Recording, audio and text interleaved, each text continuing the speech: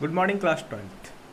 In previous lecture, we have completed the basic concept of the derivative as a rate measure, and second is the tangent and normal.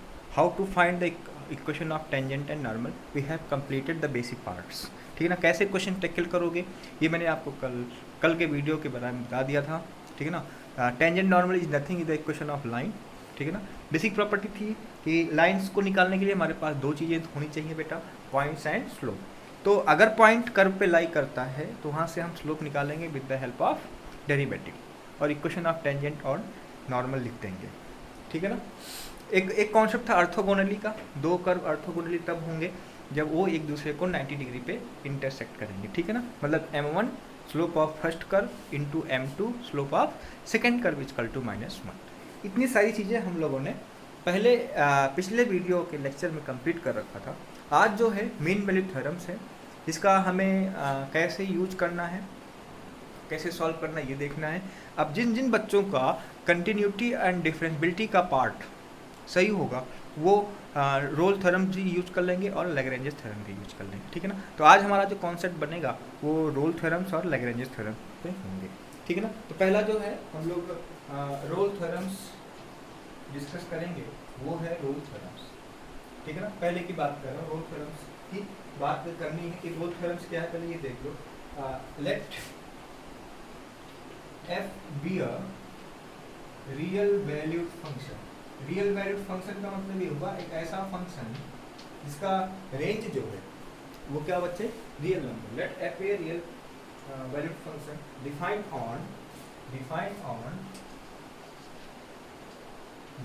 On close interval a b such that. पहला ठीक है ना. देखो अगर कोई function f है ना, वो क्लोज इंटरवल a b में डिफाइन है तो पहला जो पार्ट है f इज कंटिन्यूअस. क्या f is continuous on close interval a b. पहला पार्ट, पहला चीज होना चाहिए. अगर कोई f है वो रोल थ्योरम्स एप्लीकेबल करता है तो क्या क्या चीजें होनी चाहिए. पहला f is continuous on close interval a b. f is differentiable ENC differentiable in open interval AB. Third है C if FA equal to FB. मतलब इस पॉइंट पे, पॉइंट A और B पे दोनों की वैल्यू अगर इक्वल है then there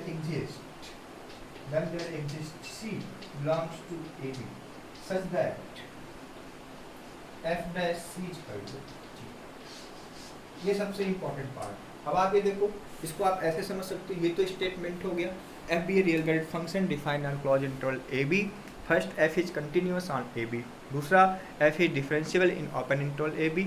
आप कंटिन्यूटी एंड डिफरेंशिएबिलिटी चेक करना आपको आता है. If f A equal to F b then there exist c belongs to A b such that f dash c equal to 0. अब यहाँ पे देख लो, एक सी जो है अगर इंटरवल में बिलोंग कर रहा है मतलब ये हुआ कि अगर कोई फंक्शन कंटिन्यूअस डिफरेंशिएबल है तो एक इंटरवल ए बी, तो उन इंटरवल के बीच में एक ऐसा पॉइंट सी मिलेगा जिस पे उसका डेरिवेटिव 0 होगा. अब देखो यहाँ पे एफ डैश सी, तो हम कह सकते हैं ना x equal to C is the root of the derivative of the function. तो ये तो स्टेटमेंट हो गया. अब इसका ज्योमेट्रिकल इंटरप्रिटेशन देखो क्या बच्चे. ज्योमेट्रिकल इंटरप्रिटेशन देखो. ज्योमेट्रिकल इंटरप्रिटेशन क्या कहता है इसके बारे में बात करेंगे. देखिए ज्योमेट्रिकल इंटरप्रिटेशन आप इसको समझो. Geometrical interpretation, geometrical interpretation of Rolle theorem of Rolle's. देखो क्या है, मान लो अगर कोई कर्व है हमारे पास, समझो मान लो ऐसे ही कोई कर्व इसी प्रकार से बनकर इस प्रकार से बनाओ. एक पॉइंट हमने यहाँ ले रहे हैं, चलो ठीक है, एक पॉइंट हम यहाँ ले रहे हैं एक पॉइंट हम यहाँ ले रहे हैं बी. ठीक है ना. और इन दोनों की केस में देखो F A equal to F B का होना बहुत जरूरी है. आप देखो कर्व को देख के देखो, F A equal to F B है. तो कहने का मतलब ये हुआ कि इस पे ये जो टेंजेंट है डी वाई डी एक्स है, बात समझो. इस पे जो टेंजेंट है इस एक पॉइंट एक ऐसा होगा सी, इस पे भी एक पॉइंट मान लो ऐसा होगा सी, इस पे एक पॉइंट मान लो ऐसा होगा सी. यहाँ पे भी देखो इस पे भी एक पॉइंट मानो सी होगा, इस पे ये देगा सी एफ सी. ठीक है ना, और सी एफ डैश सी देना चाहिए, ठीक है ना, बात समझ रहे हैं, सी एफ सी देगा और वो जो होगा सी इन दोनों के बीच में होगा। मतलब क्या हुआ कि अगर इसको आप लिखना चाहोगे, ज्योमेट्रिकल इंटरप्रिटेशन करना चाहोगे, ठीक है ना, तो कह सकते हो बिटवीन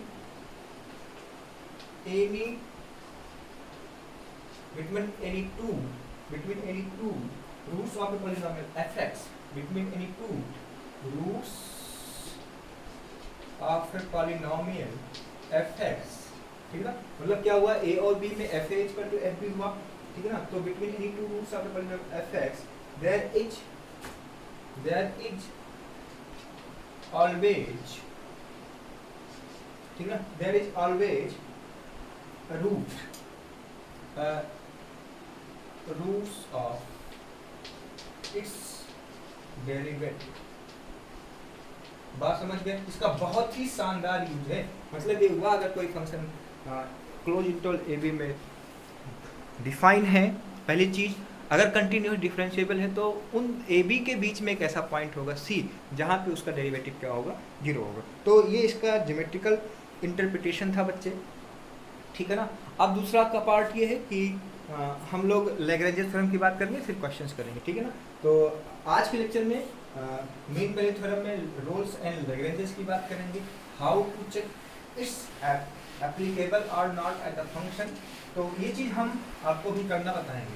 तो दूसरा जो कॉन्सेप्ट है बच्चों लैग्रेंजेस थ्योरम है, उसको आप देख लो, वो क्या कहता है, लैग्रेंजेस LAGRANGES लैग्रेंजेस थ्योरम की बात करूं तो लिखो, let same concept f be a real valued function defined on closed interval a b। ठीक, पहला देखो भाई f is continuous, same concept बदलेगी तो third f is continuous in closed interval a b। b हमारे पास है f is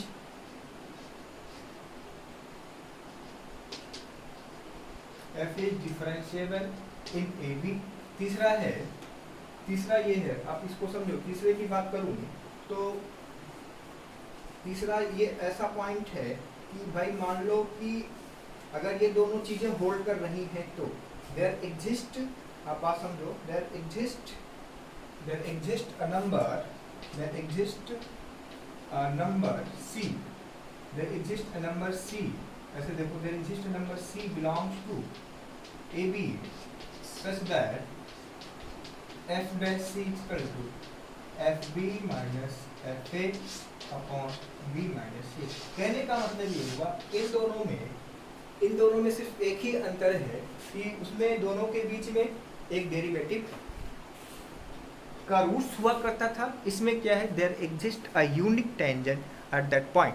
बात समझ रहे हो नहीं समझ रहे हो। इसके ज्योमेट्रिकल इंटरप्रिटेशन की बात करूं तो कि मतलब कि slope of chord A B equal to slope of chord at that point. अब इसका देखो, ये तो स्टेटमेंट हो गया, बात समझो। ज्योमेट्रिकल इंटरप्रिटेशन की बात करूं तो ज्योमेट्रिकल इंटरप्रिटेशन में सिर्फ इतना आप जानो, geometrical interpretation of Lagrange's theorem की बात करूं तो क्या होगा, आप देखो यहाँ पे ज्योमेट्रिकल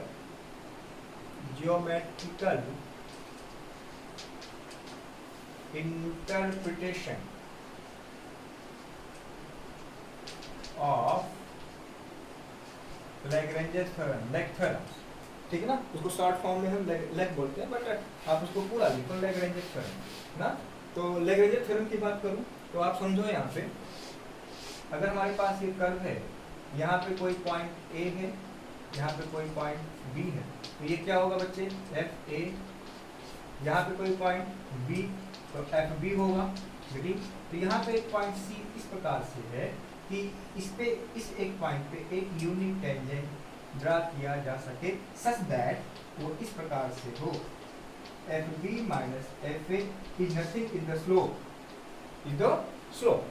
आपको याद हो ना, y2 minus y1 upon x2 minus x1 is nothing, is a slope, ठीक है ना, is a slope. Then we can say that point on the curve, ठीक है ना। इसका मतलब ये हुआ, आप लिखो इसको टेंजेंट देयर एग्जिस्ट, इसको आप ऐसे लिखो, अगर ज्योमेट्रिकल इंटरप्रिटेशन की बात करूं, there exist a point on the curve, there exists a point on the curve such that tangent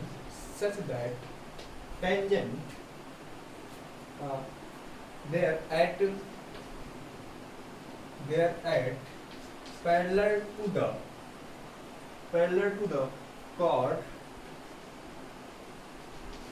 joining the point, ठीक है ना। अब देखिए इसको इस दोनों को पॉइंट को डालो, this is chord which is parallel to the point, ठीक है ना, parallel to the chord joining the end point, यहाँ एक चीज सुना, end point of the curve। तो ये इसका क्या कहते हैं, ज्योमेट्रिकल इंटरप्रिटेशन है। अदरवाइज हाउ टू चेक ये मैं आपको बता चुका हूँ कि कैसे कंटिन्यू चेक करोगे, कैसे नहीं करोगे। अभी फटाफट क्वेश्चन करेंगे। तो अगर मान लो ज्योमेट्रिकल इंटरप्रिटेशन की बात करा कि भाई ज्योमेट्रिकल इंटरप्रिटेशन की लैग्रेंज थ्योरम की बात होगी, तो पॉइंट ए और बी के बीच को मिलाने वाला एक कॉर्ड, ठीक है ना, इस प्रकार का होगा कि इन दोनों के बीच में एक ऐसा पॉइंट सी मिलेगा, ठीक है ना, जिसके बीच में वो कॉर्ड और टेंजेंट एक दूसरे के क्या होंगे बच्चे, पैरेलल्स होंगे। देन ये हमारा लैग्रेंज थ्योरम कहता है। आइए देखिए कैसे आप इसको चेक करोगे। एक बहुत ही शानदार क्वेश्चन करूंगा हम लोगों का कि वेरीफाई द लैग्रेंज थ्योरम या रोल्स थ्योरम, कैसे इसको वेरीफाई करना है, ठीक है ना। इसका एप्लीकेशन आपके सिलेबस में नहीं है, तो एप्लीकेशन तो हम इसके बारे में बात ही नहीं करेंगे। एप्लीकेशन सीधे एडवांस में जाता है कि भाई लैग्रेंज थ्योरम और रोल्स थ्योरम का एप्लीकेशन के बेसिस पे क्वेश्चन करेंगे। लेकिन आपके सिलेबस में क्या वो मैं आपको बताना चाहता हूँ कि आपके सिलेबस में इतना है कि how to check, one thing is how to check कि गिवन में वो चीज़ होल्ड करता है कि वेरीफाई करना है। देखो क्वेश्चन की बात करूँ, वेरीफाई रोल्स थ्योरम, ठीक है ना। फंक्शन हमारा ये है f(x) = x² + 5x + 6, ठीक है ना, sorry minus 5x, x² - 5x + 6, ठीक है, on interval, close interval.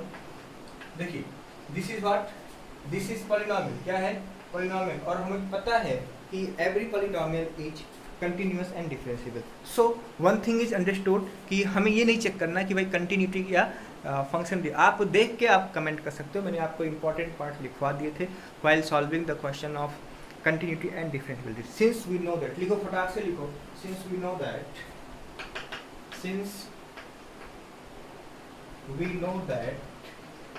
every polynomial is continuous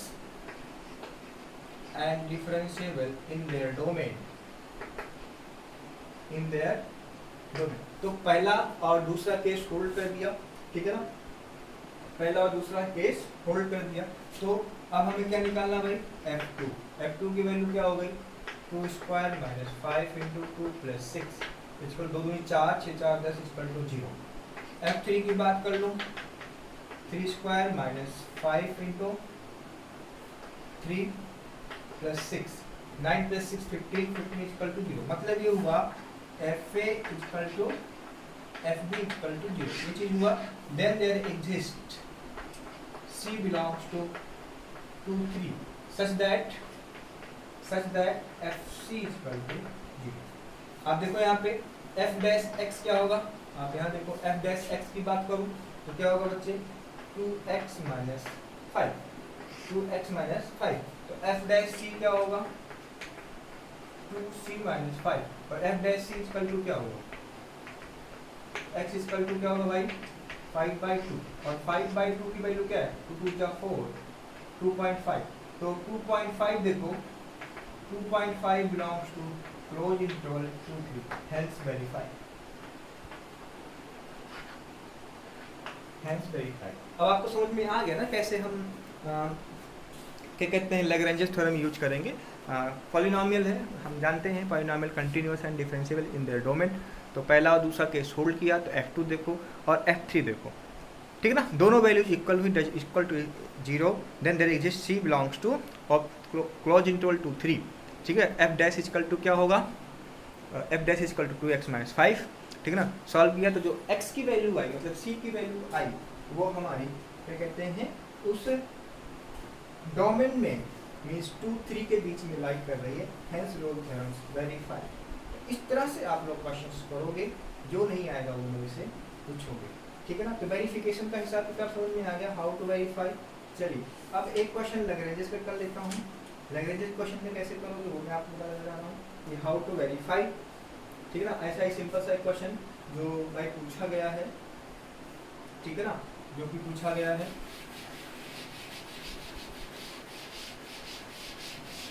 इसमें बहुत ही डिटेलिंग करने की जरूरत नहीं है, क्योंकि यहाँ से इसका एप्लीकेशन बहुत ही ब्रॉड है, मतलब बड़े अच्छे अच्छे क्वेश्चन निकलते हैं यहाँ से पॉलिनोमियल्स, क्योंकि रूट से जुड़ा हुआ क्वेश्चन है। रूट से जुड़ा हुआ क्वेश्चन है तो भाई रूट्स के तो बड़ा ही अच्छा अच्छा कॉन्सेप्ट हो जाता है ना।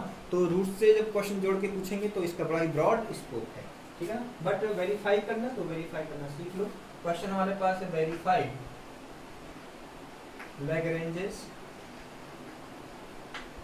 और जिसके बारे में आपको ये नहीं पता है, ठीक है ना, जिसके बारे में आपको ये नहीं पता है कि भाई ये कंटिन्यूअस है या डिफरेंशिएबल है कि नहीं, तो आप क्या करोगे, कंटिन्यूअस डिफरेंशिएबल चेक कर लोगे। पहली चीज क्या करोगे, कंटिन्यूअस डिफरेंशिएबल चेक कर लोगे, ठीक है ना। क्वेश्चन हमारे पास है x minus 6, x minus 9, x minus 3, ठीक है ना। इनक्लोज इंटरवल 3 5, इंटरवल क्या है 3 5, इसमें वेरीफाई करना 3 to 5। तो इसी को देखो fx ओपन करोगे, जो आएगा वो मैं लिख रहा हूँ, है ना। ओपन करने के बाद जो आएगा वो आएगा x³ minus 18x square plus 99 x minus 162। Bracket open करने के बाद जो आएगा वो यही आएगा। अब आप देखो पॉलिनोमियल है, ठीक है, तो आप लिखो since polynomial function is everywhere continuous and differentiable, ठीक है ना। सॉल्यूशन की बात कर रहा हूँ। Since we know that polynomial function is continuous and differentiable in their domain, तो दोनों की प्रॉपर्टीज है वो होल्ड कर रही है, ठीक है ना। मतलब क्या हुआ कि दोनों की प्रॉपर्टीज होल्ड की। तो अब हमें क्या निकालना, देखो यहाँ पे f dash c equal to F B minus F a upon b minus a. तो एफ बी की वैल्यू क्या है, अब देखो एफ बी अगर हम निकालने चाहेंगे तो एफ बी का मतलब क्या हुआ, f5 minus f3 upon 5 minus 3, और एफ डैश सी की वैल्यू क्या होगी भाई 3c स्क्वायर। देखो आप यहाँ पे देखो, अगर इसके एफ डैश की बात करूं तो एफ डैश 3c स्क्वायर में डायरेक्ट लिख दे रहा हूँ, मैं 36c plus 99 equal to f5 की बात करूं तो f5 जो होगा तो f5 क्या निकाल लो, -1, 5 माइनस 6 -1, 5 माइनस 4 -4, 5 माइनस 9 -4, और 5 माइनस 3 क्या हो जाएगा, तो -3 की बात करूँ 3 माइनस 6 -3 -6 बोलो, और 3 माइनस 3 0, दैट विल बी